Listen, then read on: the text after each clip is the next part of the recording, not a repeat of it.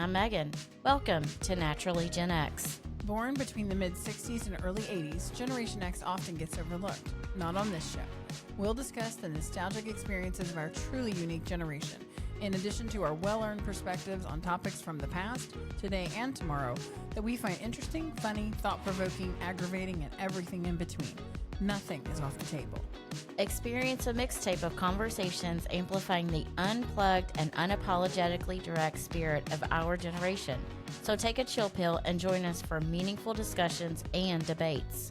To make our attorneys happy, all audio, video, written, and or digital content related to this podcast is to be considered for entertainment purposes only.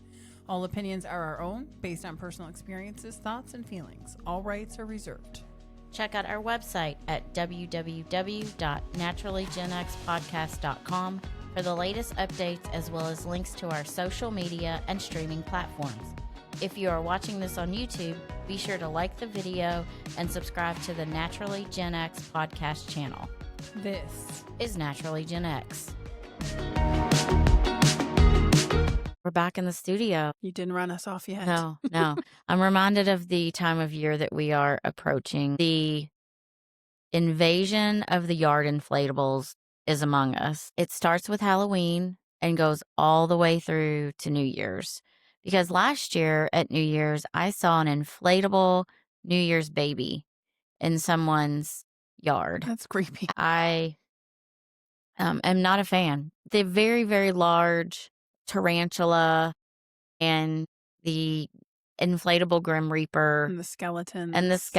Which or it's just the skeleton head. Yeah. Well, funny you bring up the skeleton. It's a yard that I pass frequently. The skeleton has been up for 2 years straight and gets decorated For whatever the the holiday is. They have too much time on their hands. Yeah, the skeleton was dressed as a jockey for Derby, which was creepy because it's a 20-foot tall skeleton. It also was dressed for Valentine's Day. It was dressed as a leprechaun for St. Patrick's Day. Because they were too lazy to take the big skeleton down. Yes. It was easier just to throw a jockey silk on it or a heart or something. When people are turning their front yards into cemeteries and having fake funerals from the 17 or 1800s, I'm not a fan. Halloween is one of those holidays people are either all in or don't care at all. One of those where some of the fanatics are a little weirder than the Christmas. Yes. It started with Christmas, though, the inflatables. Right. And the Santa on the roof and all that. So Clark Griswold would be, I don't know if he'd be envious or maybe like, you took that concept Clark too was far. happy and Halloween is dark. I've never seen Halloween. I've never seen the Friday the 13th movies because they do truly scare me. You were too busy reading the Washington Post or the New York Times or one of those. That was enough. That was dark enough. That was dark enough. I have never seen those and I don't plan on seeing them. I like scary movies. I just don't like gore. That's not attractive to me. I've been to one haunted house and my eyes were closed the entire way. I don't want people touching I me. held on to a friend the entire way through. It was one of those things we did as teenagers. I did it once, never do it again. So what was your favorite Halloween costume? Wonder Woman. Really? I was a little Wonder Woman when I was little. And I had that little plastic mask that you got all sweaty and it was terribly dangerous. Yes. Because you couldn't see out of it very well. And it had the little string, the little stretchy string. Like one size fits all. Yes. And although I'm sitting down, I'm 6 foot tall. So I had big growth spurts when I was a little kid. So all this dresses came past my knee that were supposed to be like, I can never be a princess. It's a good thing Frozen didn't come out when I was little. Yeah. I'd be a princess in a mini dress as long as my legs were. It was way more conservative than if you were to dress as Wonder Woman now. Oh, yes. Everything hanging out. The best Halloween costume, and I won an award for this. Actually, I think I won a monetary award, which is kind of ironic. Our church would always have a big Halloween party. And winning money at a church. What a concept. Right. I think it's kind of odd for a church to have a Halloween party. The year that I won the best costume at the church Halloween party. You go like Margaret Thatcher or something? No, I went as a dollar bill. The eternal capitalist that I am. We're going to need to see a picture of it. Was evident. How did you do that? What did you wear? I recruited my mother, my poor mother. Who's an artist, by the way. Yeah, she got two. Of course she did. Two pretty thick poster boards and painted the dollar bill. That is pretty creative. Yeah, I don't know I where see I Atticon is like a came, 20, not a 1. but Maybe a 50. it was a church. You don't want to be, too much with it. Yeah, I put my face in the little circle, and it was the dollar bill, Did you guys and like parade across like a little talent show or something? we had a little parade. And the judge, who was a parent of, he was a parent of other kids at the church, he was dressed up that year as the Hunchback of Notre Dame. So the parents and the adults went all out for this thing too. Was Like, the other guy Jack the Ripper? I mean, I don't know, good but God. he legit had a brother on Broadway that was in Les Mis, so he would come in really elaborate costumes. And I was awarded best costume for a dollar bill by the Hunchback of Notre Dame. Little trivia there. Just to show you how much this thing was for me to not really like Halloween. This was a big part of my childhood.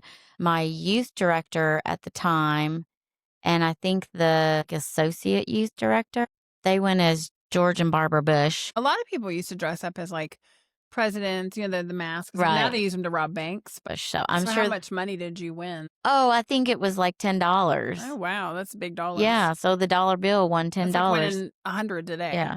So I think Your dollar has appreciated. Yes, it has. You would really get Yes. big dollars today for that costume. Yes, I still have that costume. I have to say, my little friend group when I was little, we were very imaginative. He had to be. Yeah, I had a friend that went as a washing machine. I don't know if it was, maybe it's a dryer now that I think about it, because the way that you would give the money is you would open the little door and Oh my gosh. Oh yeah, we were pretty imaginative. Oh my God. I was a very disappointing kid. I'm creative in a different way, maybe, but I have no like artistic creativity, because I would get that idea and about halfway through it would get thrown in the garbage and I wouldn't go to the party. So yeah, but I do like cool costumes. So big on ideas, low on execution. I mean, only on things that don't interest me. Like I said, the inflatables have emerged. They're going to be here for the next 3 months. You know what else is going to be here for the next 3 months that I want to just gag? Pumpkin spice everything. Look this up. It's not out anymore because I don't think it was a fan favorite. They had at one point pumpkin spice bologna. I saw it in the grocery store. Oof. Pumpkin spice flavored bologna. And I thought it was a joke. And the guy at the grocery store was like, no.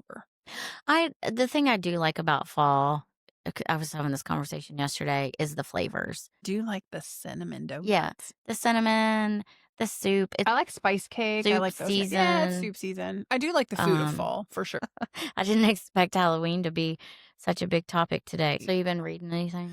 Yeah, because I avoid the TV and then a story pops up. I don't know if you want to get into this. Sure, let's talk about it. I just read that in my fair city of Louisville, which I love, of all the stuff going on in the world and the county and the state and the national, everything that's going on right now, as if it's not enough, we need to remove the requirements to get a permit in order to protest on public property. And by public properties, I just want to highlight that means roads. So this is like through Metro Council or something? Yeah, it's Metro Louisville, like it's city. Okay. There is a law or regulation on the books about permits right now. Depending on the size and where you want to have it, you either just have to get a permit, and tell what your purpose is, and then like where you're going to be protesting. If it's big enough, you have to like get a porta potty, so it depends on there's different permittings for the different level of protest, which I have no issue with. I think, free speech is a big thing for me. I have no issue with this. If you want to protest something and you feel like that's what you need to do, knock yourself out. I did a little research. Other places require permits. Other major cities require permits for these type of things. It would be mayhem if you did it. So we have the same thing, but we've never enforced it, which has led to some groups getting mad at other groups. And people think that the permitting process is too difficult. Although I read it, it doesn't, to me at least, doesn't seem too bad. I think it's pretty lax, but I think it serves a purpose. Difficult or one-sided? No, I think it's just difficult. They're mad if you get a certain group that you got to pay for a porta potty because apparently, those are pretty expensive to be brought in and brought out. And it's, the size of the crowd and stuff that determine that. Overall, when I read it, it didn't seem that prohibitive to me. It's basically based on size of your event. It's all the stuff going on with free speech right now in the world. Maybe that's what brought this to the table. That's what I can't get to, is why this was even on the agenda. some genius decided to just scrap all the permitting process and say that anybody could protest anything at any time with no warning to the city and no permits On city streets on, and on city city streets and public property. city public property. Downtown we have that big park that's near like the government center and the courthouse. It's a big place for protests a lot of times, or parades or exhibitions. So they're going to charge people that come like do fairs and festivals. They charge those guys permitting fees, but not people that want to just yell at cars and put signs up and block traffic. Those people don't need one. So that's the problem that I have with it. I understand there are public spaces and public roads. Public spaces and public roads mean taxpayer funded. And if we are driving to work, or we have a meeting, or we have a restaurant, or we're going downtown to one of the distilleries or a museum, if we have no prior knowledge that there is a protest, that impedes our life. Getting to work on time, getting wherever on time. The fact that I pay to drive on those roads, I have license and taxes, and they can block my path.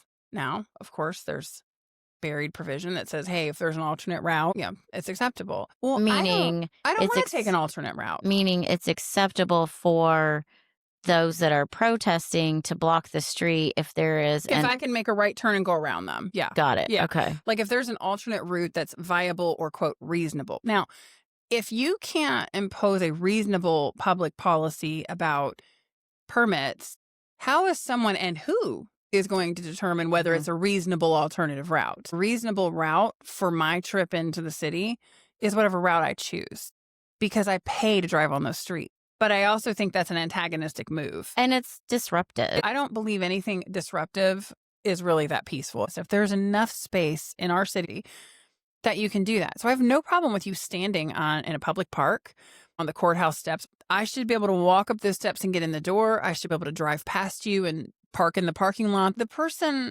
who called for this, it was a little bit surprising. The reason behind it was more concerning, which is, well, it's just easier. We're not enforcing it now. And some people let's get rid of it. Right. So some people are getting away with not doing it, and that's not really fair to the groups that are going through the permitting process, or it is disparaging to the groups that are doing it right. So let's just get rid of it altogether.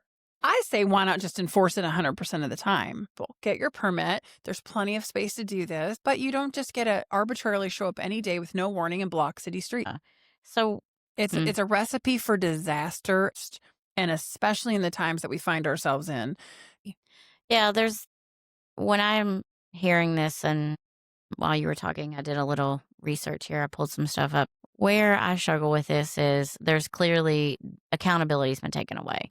No, there's no sense of accountability, meaning you can just go out and protest in any city, street, location, or public place, and there's no accountability for the outcome of that. No. And by taking the rules away, you can't really, if someone does go a little sideways, there's not a lot of recourse that you have at that point because you've given them a red carpet to do this.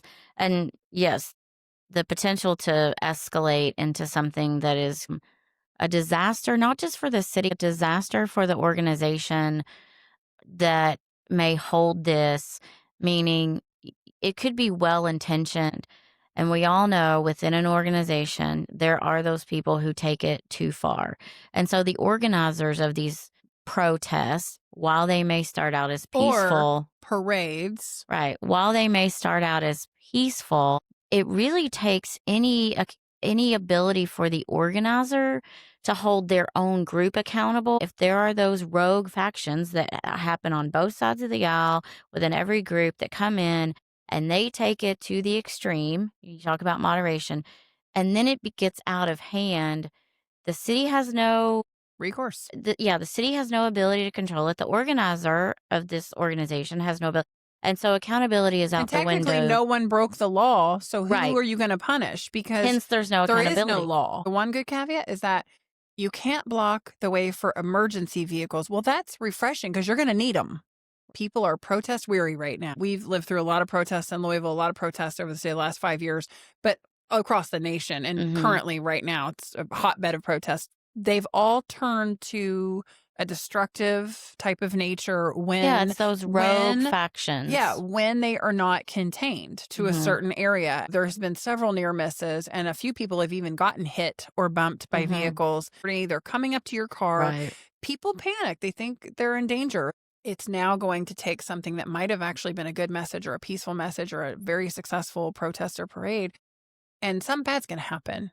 And Right. then all the fingers are going to start pointing, and then the city's going to get a bad rap. It's just like a rinse Yeah. and repeat. The last 5 years have just been a nation of protest, a nation of outrage, a nation of extreme, a pressure cooker, and with no real settling down in sight. Can't believe it was not laughed at when it was brought up. Like, of Well, all times to bring up something like this, you'd almost yeah, think it would I be the think opposite well, reaction. I have some thoughts on that because in the small amount that I've read here, s- we're we're not going to dox the Metro Council person Mm-mm. that introduced this. He's doing his job. If that person hears this and wants to come on this show and talk about Yeah. some of the reasons why, Maybe there's a good reason we're not and seeing. right, and maybe there's a reason that the media didn't pick up the whole story. So I do want to get that out there that if this does get back to the sponsor of this within the Louisville Metro Council and you want to come on and talk about Or this, just send an email or a or comment send during. us a note, and I would love to have that conversation because I suspect this is Megan's armchair political strategy. This was a strategy that was poorly thought out. Because what I read was, we're not enforcing it now, so let's just take it away. And I suspect that there was a sense of, well, let's call their bluff. Mm. You don't get what you deserve, you get what you negotiate. And so this person put up the biggest negotiating piece, meaning the permit itself, and put that up, took that off the table for negotiation. When you offered this, you took that out saying, let's take permits out. There's no negotiating that. So now the other side is like, sure, but if you don't want it, it helps us. Great. So he didn't get what he deserved. He got what he negotiated. And that's how we get poor policy, not just in this situation, but across the country. You never take your biggest bargaining chip off the table in your initial negotiation. And I suspect that's what's happened here. Maybe, but I also think it's you can't beat them, join them kind of thing, and that's apathy. True. And that could be And I think the apathy strategy is too. also the reason that we're where we are, not only as a city but also as a nation. I've racked. There's no good reason for this unless he was trying to get something else instead of, and he gave up something to get it. I don't know, Yeah. If he and I'm did, sure he gave that's up the wrong thing. like it's pretty tone deaf. The last thing you want to do is tick off more people that are trying to just get from A to B every day. They're tired of it. They're weary of it. They've had enough of it. And even if they agree with the cause or they don't that particular day, they're sick of it. And the other thing that I just If you want thought to of, talk, get a podcast. well, yeah. I mean, if we can do it, anybody can do it. Trust me. The other piece of this that has not been referenced in any of the articles that I was able to quickly pull up are business owners. I suspect there's going to be some business owners that are going to be negatively impacted 100%. like they have been in some of Also, the if you other. can't get to their parking lots and go Right, into their businesses, right. isn't that an infringement on their rights? Yeah, as That's what I'm business saying. That's owners what I'm saying. and their right to Right. conduct business. This is going to be really interesting to watch play out. Well, I think it's going to be overturned. Yeah. I think they're going to quickly, judging from the comments that I've seen, people are reacting. Really. Like, I think that they're going to get a negative reaction. I think he'll get a negative reaction. At the end of the day, everything's about an election at some point in life. Mm. Of all the tone deaf things you can do in today's time, every day a different city is making the news because of something terrible happening related to citizens targeting other citizens. No regulations does not equal equity. And so I suspect that there was some sort of, oh, well, if we don't have any permitting requirements, then everybody is held equal. Well, I argue we had regs on the books That would have made everyone equal because it's right. based on If size you of the, right. yeah. So why was this the acceptable solution rather than applying the existing regs consistently? The most important point probably that came out of this, big rant that I just went on is without accountability, with a ruleless event aimed at maintaining free speech rights, when, and it's not if, it's when something bad eventually happens because of this, who's wrong? Because there's no rules governing. One of the things that was Get off my streets. interesting, get off my lawn, is the acknowledgement in the article I read that, yes, this will likely lead to chaos. They stipulate that. Yeah. It'll likely lead to chaos, but We're already there. We're already there. That was the quote. We're already in that. Yeah, we're already there. We need leaders that actually believe in rules. Well, that's a problem. This is not a leadership move. It's not just this one person. The leader cares about everyone's It's rights. the entire Metro Council that has been derelict in their obligation. So it's coming, and you heard it here. It's coming, and I hope I'm wrong, but people will take advantage of this. But we're already there. We're already there. We are already there. If there's anyone within the Metro Council that has a thought about this, we would be more than happy to accommodate a conversation, a follow-up conversation about this. Well, we should keep track of this and see where it goes. Maybe I'll email them and see if they'll come on. What soapbox do you have? Not so much a soapbox, I don't think. When we talked about in the previous episode, when we were first having these conversations about the podcast, and I was having this personal conversation with myself about what we put in our bodies and what we put on our bodies and the whole getting back to natural things. So I've been on this attempt to not completely eliminate plastics from my life, just to be more intentional about where I use plastics and where I don't use plastics. And this has been going on for the better part of, I would say, a year at this point. One of our friends, who we call Mr. Gen X, we'll have him on here somewhere. Actually, it was a conversation with him in your living room one time when you had us out. And I just happened to mention nanoplastics or microplastics. For the next 5 minutes, he was just like, yeah, he gets on this stuff like and that. this and this. And did you hear about this? Well, while we see him as a very simple creature, he'll love that. He's deep. Like, he's got a lot of he's got that inquiring mind 24/7 that I don't have. So he just fills in the details for me. But when he said to me, because I was talking about it, and he said, "Oh, you mean we've all got a credit card worth of plastic in our brains?" Mm-hmm. I mean, we do.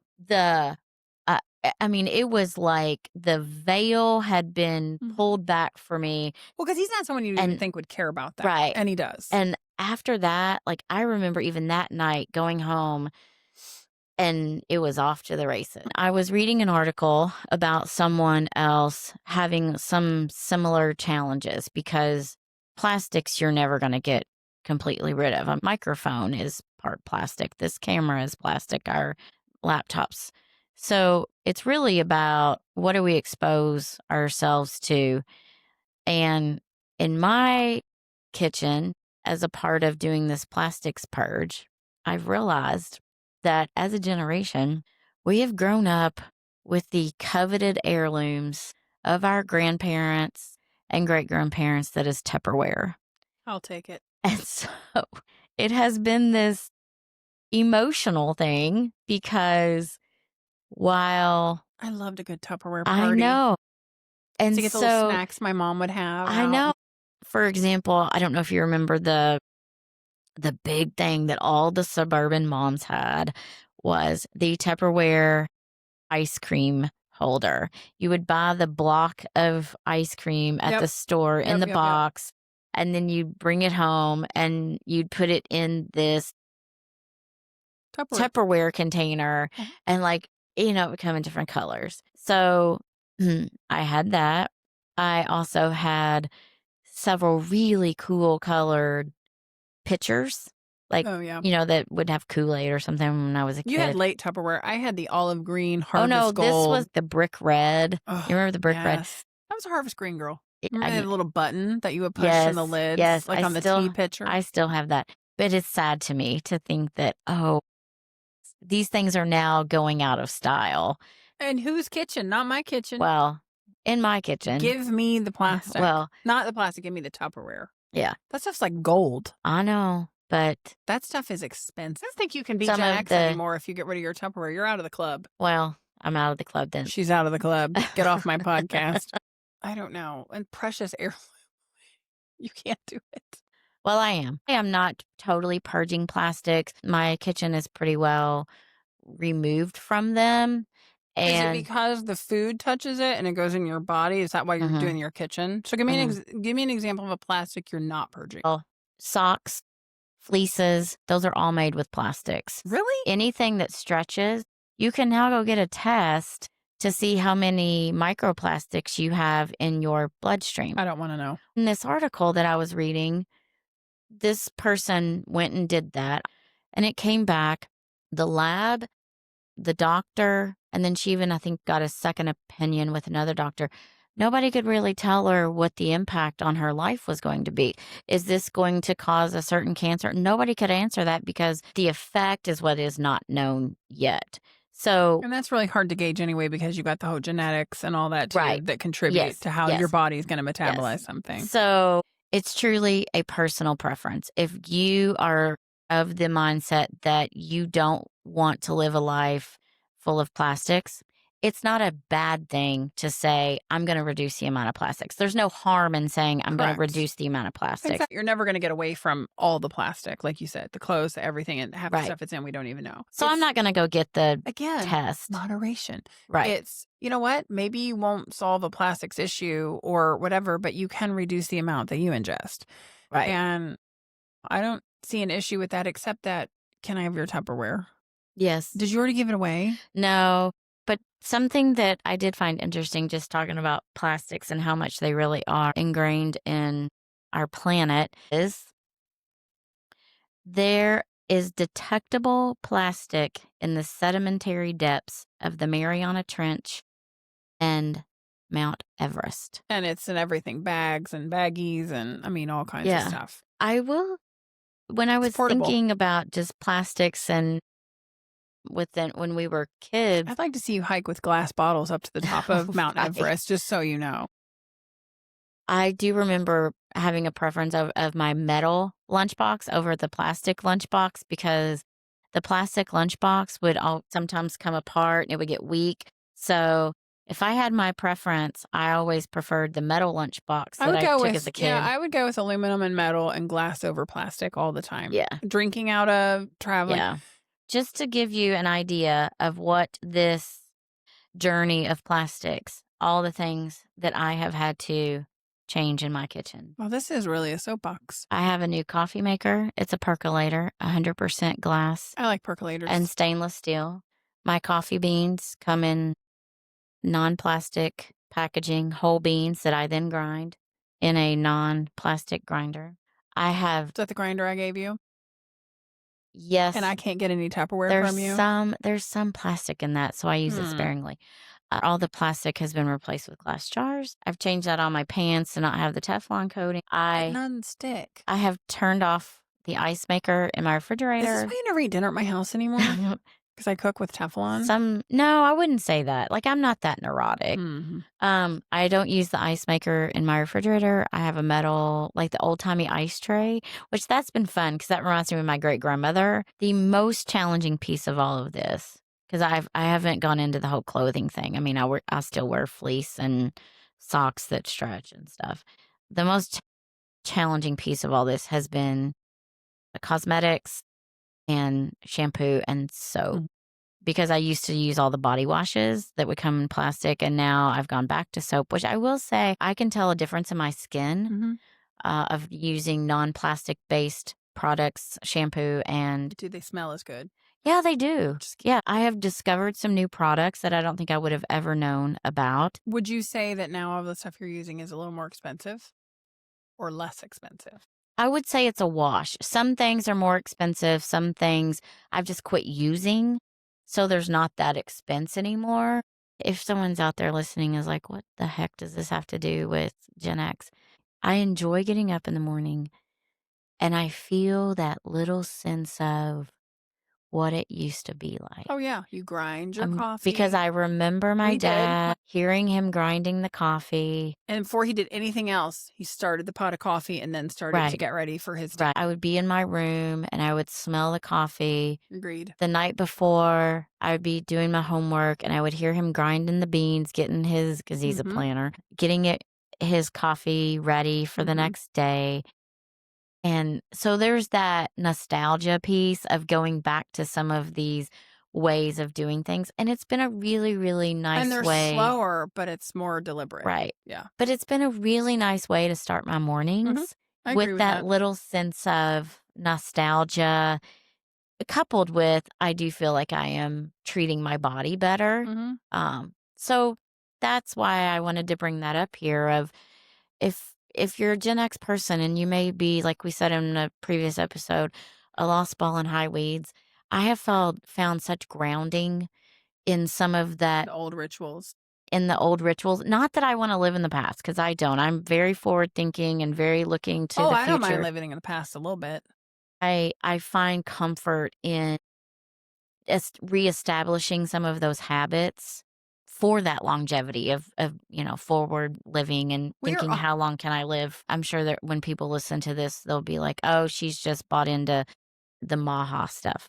This What's has Maha? the Make America Healthy Again Oh, and stuff. no. This has very little to do with that. To me, it is just I know what it getting is. back to things that are good for me, good for my health, and also puts a smile on my face. I'm doing this in other aspects of my life, like you're doing with this. I'm just kind of going back to simpler things that make me feel better than the rat race and the hamster wheel in my head. Not only is it nostalgic and there are good memories associated with it, which we as Gen X love our nostalgia and memories because we're on this side of our life where we do a lot of reflecting. So when we can reflect back and something takes us back to that time, it is a very like a hug almost. It's like Right. a very warm thing. All the stuff that you think you're working for, money, a big house, the things that everybody wants when they're young. It maybe relieves a little stress, or it can cause more stress too. But like as you're constantly replacing your appliances right now, but isn't adulting fun? But she's been battling an appliance for a week now. And she lost. But I give her the pat on the back for the old college try to do it herself instead of just calling Best Buy like I would have right out of the gate. Quick segue, and then we'll get back. Maybe I didn't lose the battle because there was lost the battle. There was a part of me. How many hours have you spent? No. Well, not a terrible, but I thought, do I even need this appliance? Well, I don't like dishwashers. Can I go back to really? I mean, I had that exact conversation with myself this morning. It's true though. When I'm like, do you know that's a trend now? People are thinking about do that. I even need this dishwasher because it's 100% plastic? Maybe I just get one to fill that space. There's a theory there. And maybe I didn't lose. So well, you I might digress. Not, well, that is actually a very good point. You might not have because I actually like washing dishes. I'm convinced they're more clean. And I never wash skillets in the dishwasher anyway. Like I have to do all that. That's terrible. Washing a cast iron skillet is a cardinal sin. No, I mean that. I would never put my cast iron, but I'm talking about just like all my skillets and pots and pans, If I never do washed that. It'll destroy your skillet, pans. the ghost of my great grandmother would come down. Trust me. I get it. I've got plenty of cast iron in there, which by the way is the best. Bacon in a cast iron skillet, but I digress. I interrupted you. I'm sorry. Go back to what you were saying. I have no memory. So what was it? Some of the stuff that you already have that doesn't cost anything will be the stuff that you go back to. Yes. And one thing because you can afford something doesn't mean that something will make you happy. And the only thing I would add to that is, because I went through this not that long ago, it can be a confusing realization when you get to that point and you're like, it's devastating in some ways. Right. Because, and I think Gen X to a certain degree was conditioned of the American dream or whatever it is that you want is 100% attainable. Reach for the stars and go for it. And when you go for it, and then you have these moments, because there's more than one, where you realize, I'm glad I got that, but that's not what I need from this point forward. And that's a really confusing realization to have. I think it's natural no matter what age you are, no matter what generation, as you just naturally change of what, to your point, makes you happy and what brings you happiness and satisfaction. How you define success changes. I don't think anybody ever told me that how I define success is going to change over my life. Exactly. And I didn't need to be told that. It's more of having that realization. Well, you wouldn't have believed it if they told you that. You had to come to it to yourself. Yes. In addition to the Tupperware, one of the things when I was cleaning out all of this plastic stuff that had been, I'm sure, microwaved and dishwashed and everything else, one of the core memory smells that I remember having when I smelled one of those pieces of plastic was it smelled exactly like a slip and slide. Now, I was a weird. slip and slide kid. That slip and slide was out in the yard to the point that it killed my mother's grass for the majority of my summers. I loved the slip and slide. It made me bleed when I would run over the little metal stakes. I went through 3 or 4 slip and slides my entire childhood. I don't even think I had a slip and slide. I mean, I've played on them before, but I didn't have one. I mean, it was a sprinkler. Run through the sprinkler. How boring is that? And the water get muddy and Mhm. anyway. So I loved mine. But it was funny because I thought this probably isn't the safest piece of container to put food in if it reminds me of a slip and slide. Well, or I mean, there's 2 ways of looking at that, but yeah, no, I get it. So I get that it. was just one of the funny things, and I was like, Yeah, I've actually had smells of things currently, and I'm like, wait, it takes you Yeah. back, but you can't really put your finger Yeah. on it. But yeah, no, I get it. I So, get it, but if any of your plastic there were containers, metal stakes on that's the. how you would like fold it through and then put it in the ground. Yeah, I could stake a slip and slide tight. You had to get it tight. Here's the problem though. We've got plenty of space to do a slip and slide if you want. Although I think we'd probably be in physical therapy and traction more so than already. I don't know. In the last year, No, I don't bounce well. Well, anymore. here's the thing. I've been thinking in the last 8 months, I have donned a pair of snow skis for the first time in a lot of years. And I have also put on a pair of roller skates. So I don't know. Maybe the slip and slide next summer is in my future. Well, yeah, but you had to be held up with the roller skates first of all.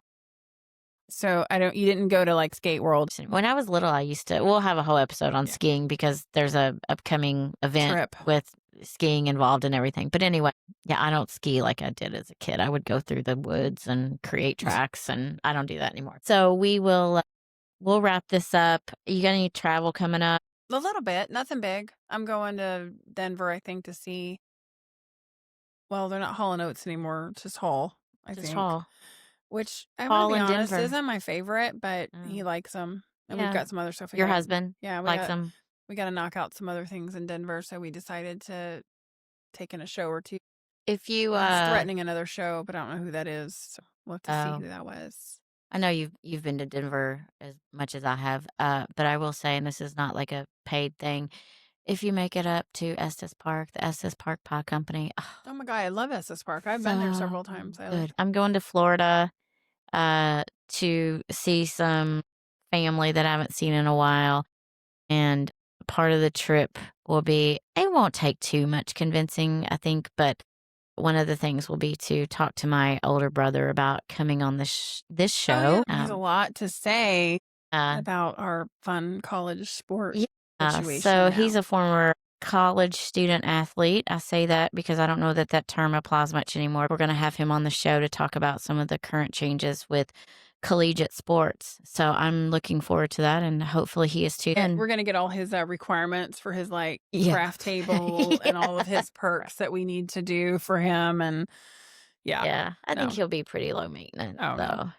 Well, someone in your family should be, because you certainly aren't. There's only 2 of you. And that's what I have going on. So but then coming up will be our holiday episodes where we all talk about the politics and religion drama of the family gatherings that you're not supposed to say things at, and you do.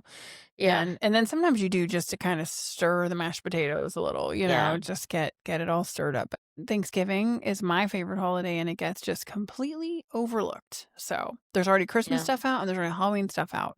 I know. And my poor little turkeys are just getting overlooked. Well, that's why you just have to like sit in the Thanksgiving week. I live for Thanksgiving. So, all right. Well, everybody have a good few weeks. Yeah. And we'll see you next time. And again, Metro Council, we'd love to hear from you. Email us. Nice. Contact at naturallygenxpodcast.com. There you go. All right. Have a good one. Bye. Bye. Thanks for joining us this week. Make sure to visit our website, www.naturallygenxpodcast.com. Email us at contact@naturallygenxpodcast.com if you have a specific topic you'd like us to cover. We also invite flattery and constructive suggestions. Remember, the show is meant to be a fun hangout for all the cool kids. Abusive, rude, offensive, and derogatory communications will be blocked and reported. We're not liable for anything you do with the information shared and discussed, nor do we guarantee the accuracy or sufficiency of any statement from host or guest. Stay cool. And stay naturally Gen X. This podcast was filmed and recorded at Roller Rink Studios, all rights reserved.